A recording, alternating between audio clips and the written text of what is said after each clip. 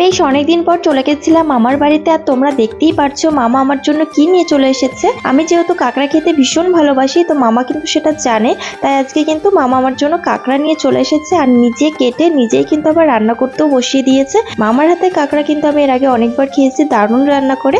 তো আমি বললাম আজকে তুমি রান্না করো, তো মামা কিন্তু নিজেই আমার জন্য এরকম কাঁকড়া রান্না করছিল। আর এখন যেহেতু কাঁকড়ার সিজন নয়, সেজন্য কিন্তু বাজারে এরকম ছোট ছোট কাঁকড়াই পাওয়া যাচ্ছিল, তাই মামা আমার জন্য কিন্তু এই কাঁকড়াই নিয়ে এসেছে।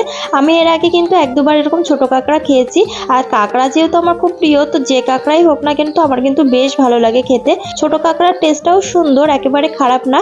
তবে বড় যে লাল কাঁকড়াগুলো হয় বা বড় বড় যে কাঁকড়াগুলো হয়, সেগুলোর টেস্টটা কিন্তু আরো বেশি সুন্দর। তো দেখতেই পারছো মামার কিন্তু কাঁকড়া রান্নাটা পুরোপুরি কমপ্লিট, আর কালারটা জাস্ট দেখো এত সুন্দর লাগছে। রান্না দেখে তো জিভে জল চলে আসছিল যে কখন খাবো, তাই একদম লেট না করে আমি কিন্তু খেতে বসে গেছিলাম। আর মামার হাতের কাঁকড়াটা কিন্তু আজকে দারুণ হয়েছিল, একদম অসাধারণ।